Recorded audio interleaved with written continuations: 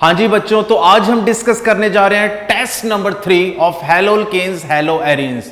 ऐसा नहीं है कि हर एक टेस्ट में आपको प्रीवियस चैप्टर का लेवल सेम नजर आएगा, और लेवल सेम रहे भी क्यों? क्योंकि आपने सीबीएसई के लास्ट ईयर और इस ईयर का जो पेपर देखा होगा तो आपने चेक किया होगा कि वहां पे क्वेश्चंस, एमसीक्यूज, चाहे वो केस स्टडी, कंसेप्चुअल्स, हर किसी का लेवल इंक्रीज हो चुका है। तो अगर आप चाहते हैं कि आपको फाइनल एग्जाम का हर एक क्वेश्चन टफेस्ट की जगह इजीएस्ट लगे, तो हर एक क्वेश्चन और कंसेप्ट को रेगुलर बेसिस पे रिवाइज कीजिए, गो थ्रू कीजिए और उस पे सागर मंथन कीजिए।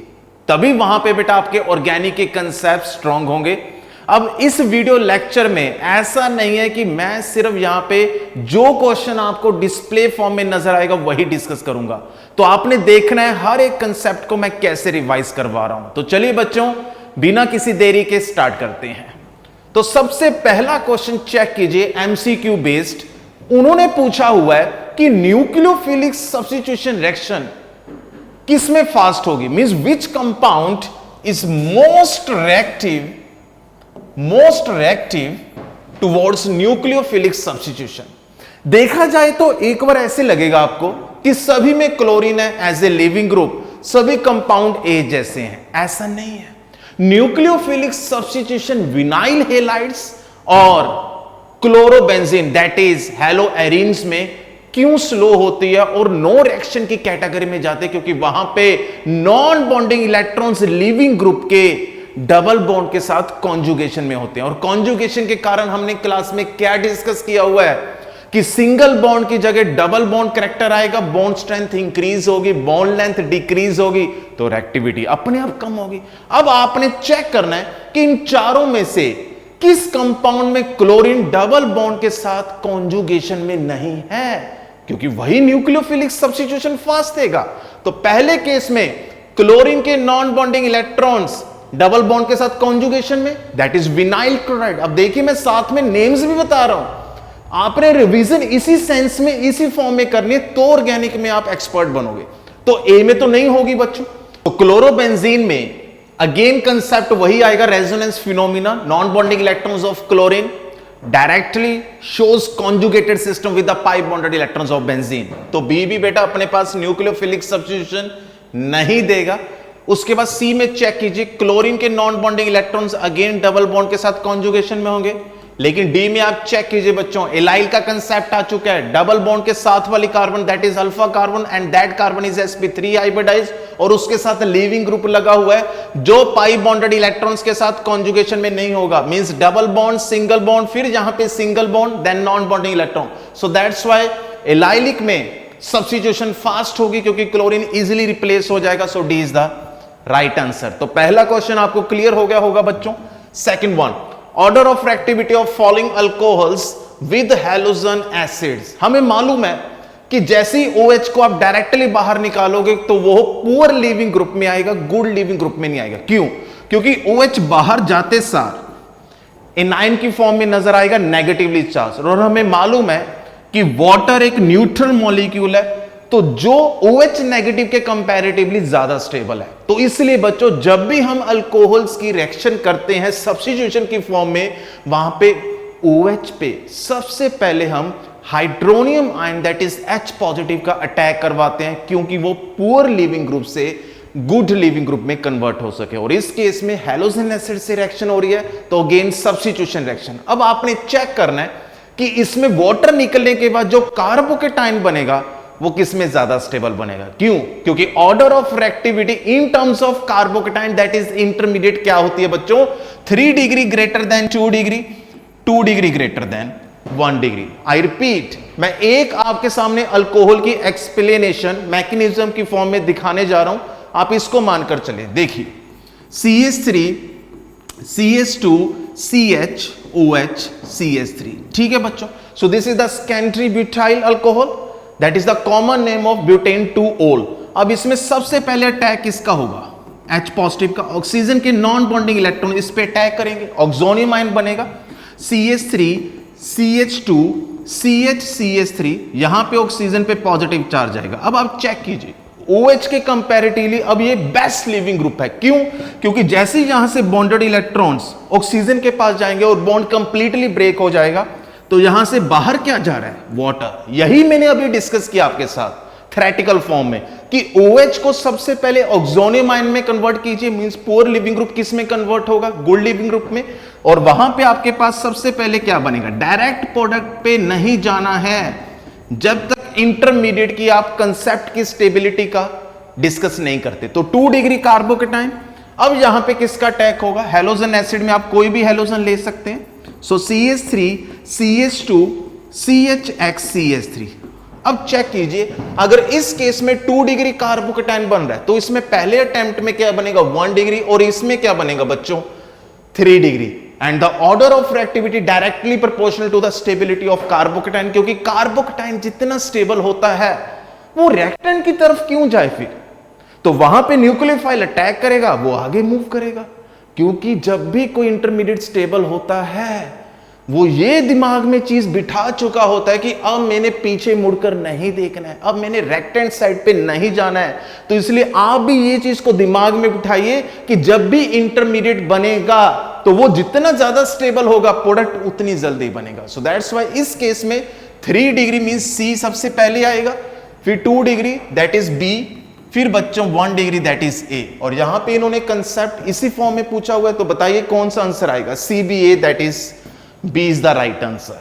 ठीक, अब देखिए third question, increasing order of boiling point. बहुत simple concept.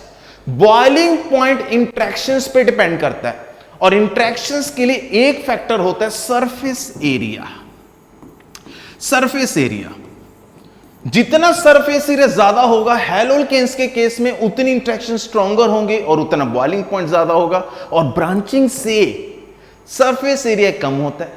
Branching means 1 degree से 2 डिग्री, 2 डिग्री से 3 डिग्री ब्रांचिंग बढ़ेगी, साइड चेंज बढ़ेंगी, सरफेस एरिया कम होगा। तो आइसोमर्स के केस में जिसमें मॉलिक्यूलर फॉर्मूला सेम होता है लेकिन स्ट्रक्चर डिफरेंट होता है, आपने वहां पे एक ही चीज पे फोकस करना है, दैट इज सरफेस एरिया। अब चेक कीजिए इसमें कितने कार्बन हैं? 4, इसमें भी 4, इसमें भी 4। इसका मीनिंग A B C तीनों कंपाउंड आइसोमर्स हैं। अब आइसोमर्स में चेक कीजिए किसमें ज्यादा ब्रांचिंग है? C में, तो इसका बॉइलिंग पॉइंट सबसे कम होगा। किसमें ब्रांचिंग नहीं है? That is B। तो इसलिए बच्चों B का सबसे ज्यादा और C का बॉइलिंग पॉइंट सबसे कम, बीच में क्या आएगा? A। So C A B this is the increasing order, C is the right answer. ऐसे फोकस करना है, कंसेप्ट पे focus. Next one, question number 4, again MCQ। Molecules whose mirror image is non superimposable. Obviously जो molecules chiral होते हैं, optically active होते हैं, वो मॉलिक्यूल अपने ही मॉलिक्यूल के साथ मिरर इमेज में होता है, that is non superimposable. आगे बढ़ते हैं। Known as chiral, which of the following molecule is chiral nature? बहुत सिंपल सा लॉजिक है, आपने 4 कंपाउंड्स में चेक करने के किस कंपाउंड के अंदर कायरल कार्बन प्रेजेंट है। तो कायरल कार्बन का मीनिंग क्या है? वो कार्बन जो चारों के चारों बॉन्ड्स डिफरेंट एटम्स और ग्रुप ऑफ एटम्स के साथ शो करे। तो क्या वो 2 ब्रोमोब्यूटेन में पॉसिबल है? देख लेते हैं बच्चों। CH3 CHBr CH2 CH3। तो चेक कीजिए ये कार्बन कायरल है क्योंकि इसके साथ एक मिथाइल ग्रुप, दूसरा इथाइल ग्रुप, तीसरा Br that is bromine and fourth one is hydrogen. तो आगे बढ़ने की जरूरत ही नहीं है, A is the right answer. पर आप फिर भी चेक कीजिए इसमें कोई कायरल कार्बन नहीं होगी। CH2Br CH2 CH2 CH3। तो चेक कीजिए आपके पास चारों एटम्स और ग्रुप ऑफ एटम डिफरेंट होनी चाहिए जो आपको 1 ब्रोमोब्यूटेन में नजर नहीं आएंगे। और वही कंसेप्ट इसमें भी है, नहीं होगा ऐसे। क्यों? क्योंकि CH3 2 ब्रोमो। तो चेक कीजिए ये तो दोनों डिफरेंट हैं, लेकिन चेक कीजिए इसमें इधर साइड पे CH3 नजर आ रहा है, तो ये कार्बन कायरल कैसे हुई? और ऐसा ही लॉजिक आपको किस में नजर आएगा? D में। सो A is the right answer. Next one, arrange the compounds in the increasing order of rate of reaction towards nucleophilic substitution. मैंने ये क्लास में डिस्कस किया था कि जो हैलो एरीन्स होते हैं वो नॉर्मल टेम्परेचर पे एरोमेटिक न्यूक्लियोफिलिक सब्स्टिट्यूशन नहीं देंगे। हमने अभी डिस्कस भी किया है पहले क्वेश्चन में, क्योंकि वहां पे रेजोनेंस फैक्टर आ जाता है। डबल बॉन्ड की स्ट्रेंथ इंक्रीज होगी, मींस डबल बॉन्ड कैरेक्टर होगा, जिससे बॉन्ड स्ट्रेंथ इंक्रीज होगी, बॉन्ड लेंथ डिक्रीज होगी। तो क्या किया जाए? तो हमने क्लास में मैकेनिज्म के बेसिस पे ये समझा था कि वहां पे जो कार्बो एनायन बन रहा है वो जितना ज्यादा स्टेबल होगा, रिएक्शन उतनी फास्ट होगी। और उस कार्बो एनायन को स्टेबल करने के लिए हम कौन सा ग्रुप यूज करते हैं? NO2, क्योंकि बच्चों NO2 is electron withdrawing group, जो कौन सा इफेक्ट देता है? -I एंड -R, और which increase the stability of कार्बो anion. हमने बेसिक ऑर्गेनिक्स में यह भी चेक किया था कि कार्बोकेटाइन के फ्रेंड्स होते हैं +I एंड +R। तो कार्बो एनायन का फ्रेंड कौन होगा? -I and -R।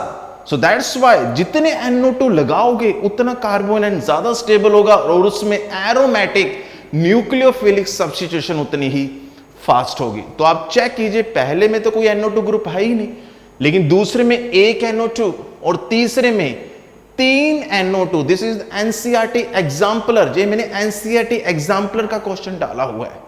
तो सबसे फास्ट न्यूक्लियोफिलिक सब्स्टिट्यूशन किस में होगी? C में। और सबसे स्लो किस में होगी बच्चों? A में। बीच में आएगा B। So A B C, तो किस में नजर आ रहा है आपको? D is the right answer. Clear है बच्चों? आपने मैकेनिज्म फिर दोबारा से ध्यान से चेक करना है, क्योंकि इस केस में जो कार्बो एनायन बनता है उसकी स्टेबिलिटी पे एरोमेटिक न्यूक्लियोफिलिक सब्स्टिट्यूशन डिपेंड करती है। और इसको एक और नेम से भी हम मैकेनिज्म से पुकारते हैं। वो कौन सा मैकेनिज्म होता है इसमें? सबसे पहले अटैक होता है, मींस एडिशन, फिर वहां से क्लोरीन बाहर जाता है, that is elimination. So aromatic nucleophilic substitution, that is SNAR, is also known as addition elimination mechanism. Addition elimination mechanism. ठीक बच्चों, नेक्स्ट वन असर्शन रीजन बच्चों, 6th question. Presence of nitro group at ortho para position increase the reactivity of haloarenes towards nucleophilic substitution. हमने अभी जो 5th question में concept को clear किया है, उसी पे ये वाला असर्शन रीजन है। तो आप खुद सोचिए, असर्शन इज राइट और रॉन्ग? एब्सोल्युटली राइट, क्योंकि NO2 ग्रुप अगर ऑर्थो और पैरा पे होगा तो वो nucleophilic aromatic substitution halo arenes के केस में फास्ट करेगा। अब रीजन देखिए, nitro group electron withdrawing group, decrease electron density over benzene ring. Obviously अगर कार्बन पे नेगेटिव चार्ज आएगा और वो नेगेटिव चार्ज अगर कोई खींचने वाला नहीं होगा तो वो वापस ही जाएगा। तो उसके नेगेटिव चार्ज को खींचने वाला, उसकी पोजीशन को चेंज करने वाला अगर वहां पे होगा तभी तो स्टेबिलिटी इंक्रीज होगी।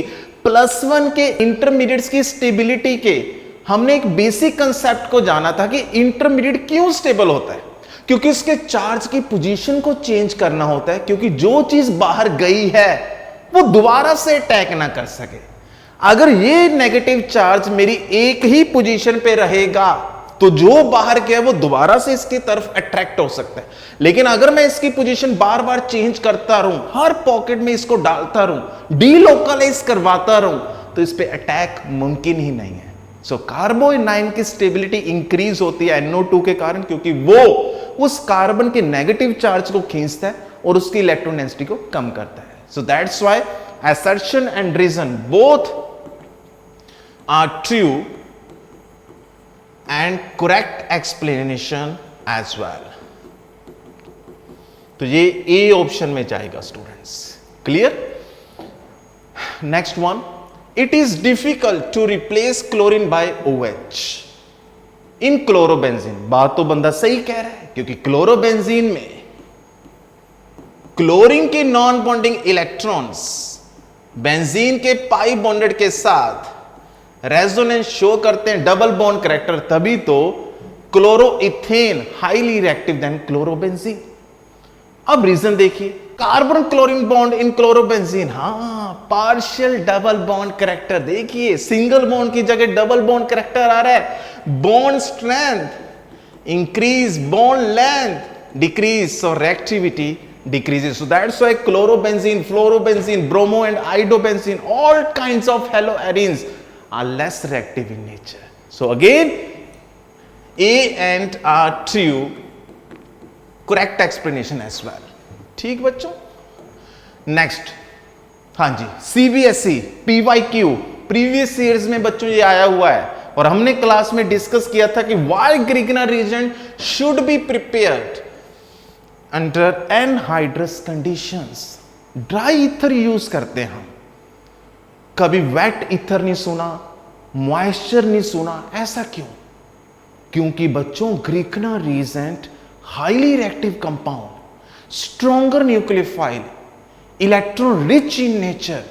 जब भी हम Grignard reagent that is RMgX को मॉइस्चर के कंटैक्ट में लेकर आते हैं, मॉइस्चर के कंटैक्ट में मींस वाटर के, तो आपको लगता है कि इसको आप मॉइस्चर के कंटैक्ट में सेफ रख सकते हो? कैसे पॉसिबल है? अब देखिए इसके मैकेनिज्म। मैग्नीशियम मेटल इस पे पॉजिटिव आएगा after the breaking of bond. R का मीनिंग क्या है? कार्बन और हाइड्रोजन का ग्रुप होता है जिसको अल्काइल ग्रुप भी कहते हैं, उस पे नेगेटिव आएगा। वाटर को अगर हम आयोनाइज की फॉर्म में रखें तो हाइड्रोजन पे पॉजिटिव, OH पे नेगेटिव। अब पॉजिटिव किसके पास जाएगा? नेगेटिव के पास। तो चेक कीजिए, जब भी हम ग्रिग्नर रीजेंट को हाइड्रस कंडीशंस में लेकर जाएंगे, comes in contact with moisture, formation of hydrocarbon. तो इसलिए बच्चों अगर आपने इसको सेफ जोन में रखना है, स्टोर करके रखना है, खराब नहीं करना है, तो वहां पे कंडीशंस कौन सी रहनी चाहिए? Anhydrous. Next one, how will you bring about the following convergence? अक्सर बच्चों को कन्वर्जन्स में डर लगता है। उसका रीजन क्या है? हमें ये मालूम नहीं चलता है कि पहला स्टेप या फिर आखिरी स्टेप क्या होना चाहिए। और ये कब आता है दिमाग में? जब हमारे पास रीजंस की नॉलेज ना हो, कपलिंग रिएक्शंस की नॉलेज ना हो, रिएक्शन मैकेनिज्म्स के बारे में आइडिया ना हो।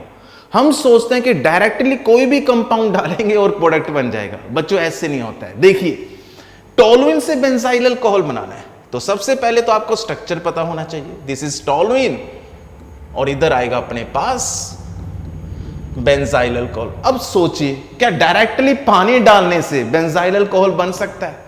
पहले वहां पे गुड लिविंग ग्रुप तो लेकर आइए, हैलोजन तो लेकर आइए। अब बेंजीन पे अटैक ना हो, हैलोजन का बेंजीन की बाहर वाली अल्फा कार्बन पे अटैक हो, वो कब मुमकिन है? जब हम हैलोजिनेशन करवाते हैं in the presence of sunlight. So point to be noted, सबसे पहले तो यहां पे क्लोरीनेशन करवाएंगे in the presence of sunlight, allylic और बेंजाइलिक सब्स्टिट्यूशन। तो क्या बनेगा स्टूडेंट्स? Benzyl chloride. बस इसके बाद तो आपको मालूम है एक्वस KOH, अल्कोहलिक मत डालना, क्योंकि अल्कोहलिक KOH में क्या होती है? बीटा एलिमिनेशन, डीहाइड्रोहेलोजिनेशन हमने स्टडी किया है, सेटजेप्स और हॉफमैन। लेकिन यहां पे हमने तो सब्स्टिट्यूशन करवानी थी, जस्ट क्लोरीन को OH के साथ रिप्लेस करवाना था, aqueous KOH। So this is the first conversion जिसमें हमने टोलुइन से क्या बनाना था? बेंजाइल को।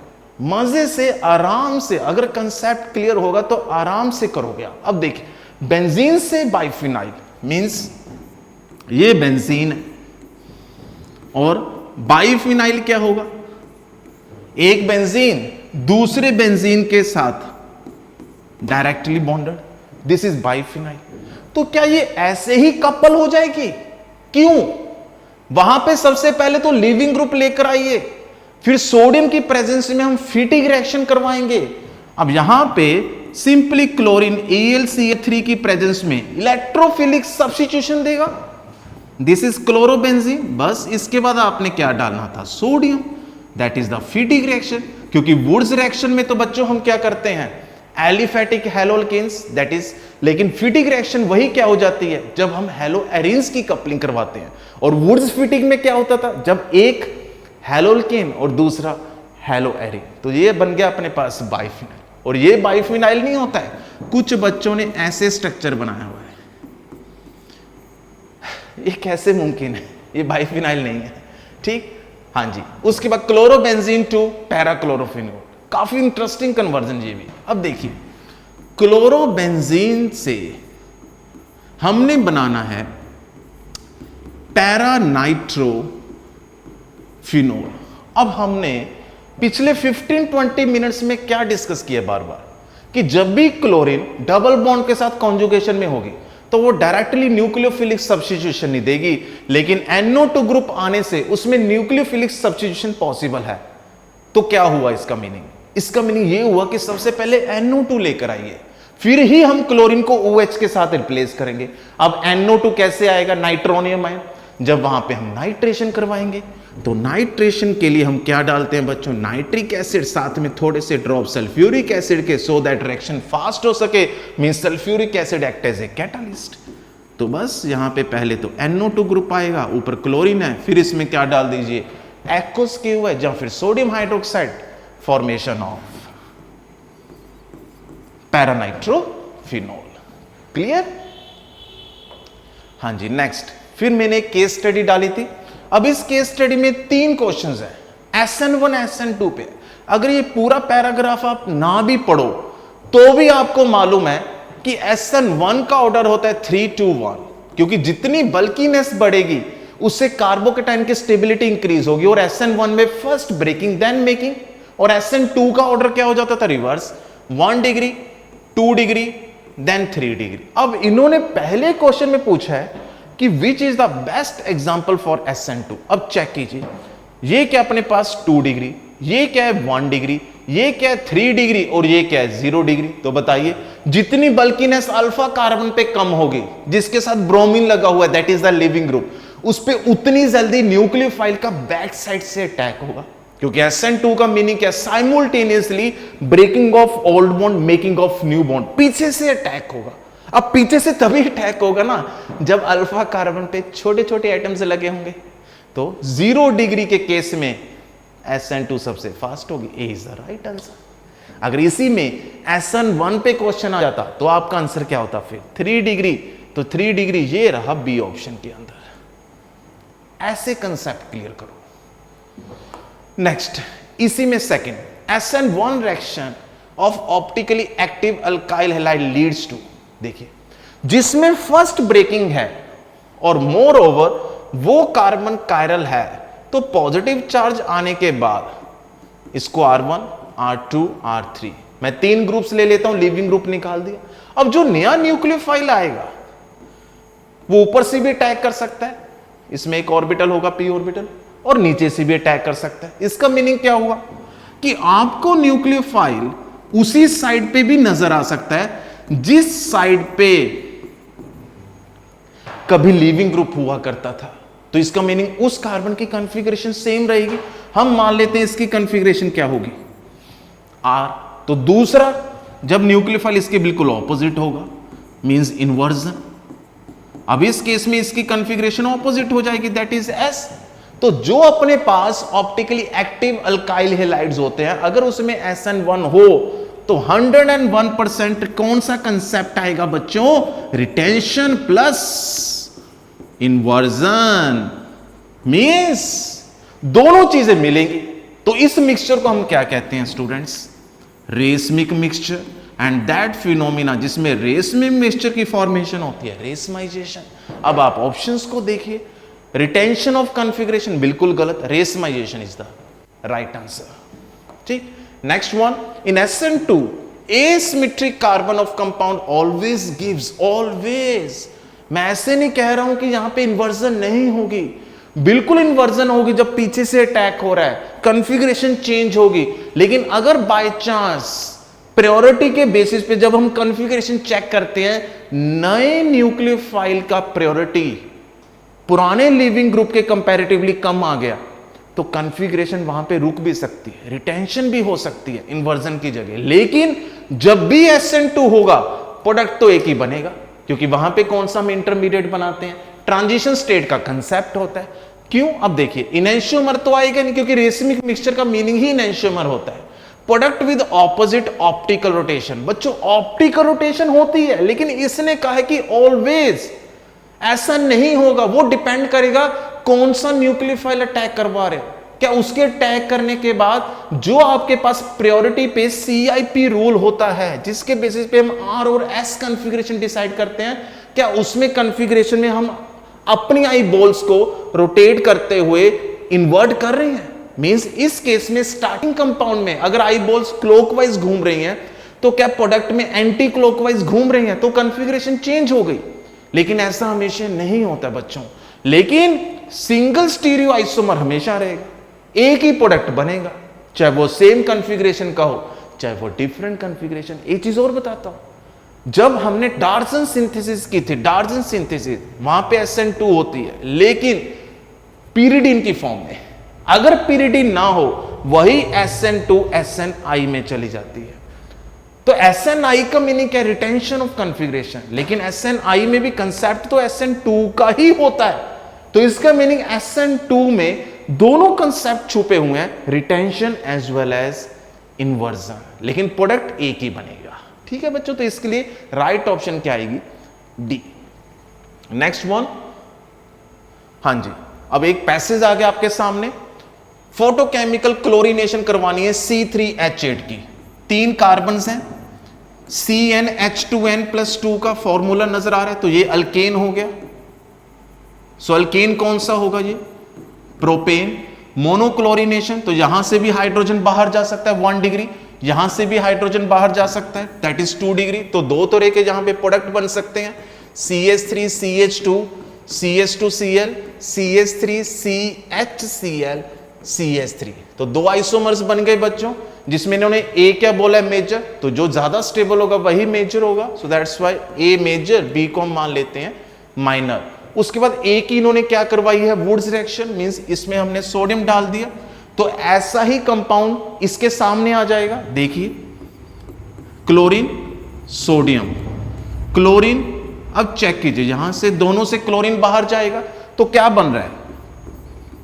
सो this is the final product, that is C। अब चेक कीजिए इसका IUPAC नेम क्या होगा? CH3 CH3 CH3 CH3। तो लॉन्गर चेन 4 कार्बन की, जिसमें 2 CH3 नजर आ रहे हैं as a side chain. So 2,3 dimethyl butane is the right answer. Clear? ये पैसेज बहुत इजी था, क्योंकि आपको मालूम होना चाहिए कि C3H8 से सिर्फ एक ही कंपाउंड बन सकता है, दैट वन इज प्रोपेन। लेकिन हमेशा ऐसा नहीं होगा आगे चलकर। ठीक, इसको ऐसे सोचना था। अब आगे देखिए, एक और पैसेज था, टोलुइन लिया है। जैसे जैसे जी बोल रहे हैं आपको वैसे वैसे रिएक्शन करवानी पड़ेगी। इसकी रिएक्शन करवा रहे हैं ब्रोमीन के साथ में AlBr3, this is the Lewis acid. अब इसमें एलाइलिक सब्स्टिट्यूशन या बेंजाइलिक का कंसेप्ट तो आएगा नहीं, क्योंकि AlBr3 ले लिया, लुईस एसिड, इसमें इलेक्ट्रोफिलिक सब्स्टिट्यूशन होगी, तो ब्रोमीन ऑर्थो या पैरा पे अटैक करेगा। लेकिन पैरा हमारे पास क्या होता है बच्चों? मेजर, क्योंकि para isomers are more symmetrical than ortho. उसके बाद give predominantly compound A, this is the A compound. उसके बाद which on treatment with NBS, N bromosuccinimide.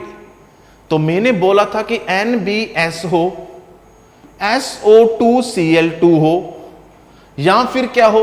Halogen in presence of sunlight. ऐसे केसेस में आपने पाई बॉन्ड्स को नहीं छेड़ना है, डबल बॉन्ड के साथ वाले कार्बन पे अटैक करवाना है। तो NBS मींस एन ब्रोमोसक्सिनामाइड, जो ब्रोमीन देगा, तो आपने इस कार्बन के एक हाइड्रोजन को ब्रोमीन के साथ रिप्लेस करना था, तो ये बन गया अपने पास B कंपाउंड। उसके बाद subjected to hydrolysis with aqueous KOH। अब ये तो ब्रोमीन बाहर जाएगा नहीं, क्यों? इसके नॉन बॉन्डिंग इलेक्ट्रॉन इसके साथ रेजोनेंस में होंगे, हाँ ये ब्रोमीन इजीली रिप्लेस हो जाएगा। तो बन गया अपने पास, लो जी C बना लिया हमने, CH2OH। So this is the para hydroxy benzyl alcohol, para bromo benzyl alcohol. Clear? तो ऐसे क्वेश्चंस को थोड़ा स्मार्टली कीजिए। क्वेश्चन कोई भी टफ नहीं होगा जब तक आप प्रैक्टिस करोगे। प्रैक्टिस से ही आप शॉर्टकट्स अप्लाई कर सकते हो, अदरवाइज ऑर्गेनिक का कोई भी शॉर्टकट नहीं है। मेंटल लेवल पे आपने अगर स्ट्रांग बनना है ऑर्गेनिक में, तो रेगुलर बेसिस पे प्रैक्टिस स्टार्ट कीजिए, पेन का कैप हटाइए और लिखिए नंबर ऑफ टाइम्स। इसमें कोई भी पर्टिकुलर नंबर नहीं है कि हां 2 बार आपने रिवाइज कर लिया, चलो जी अब तो ये टॉपिक हमारा हो चुका है, अब तो दिसंबर तक देखने की जरूरत नहीं। ऐसा नहीं है, जब भी आपको लग रहा है कि you have free time, organic में लगाइए तो आउटपुट आएगी बच्चों। क्लियर बच्चों?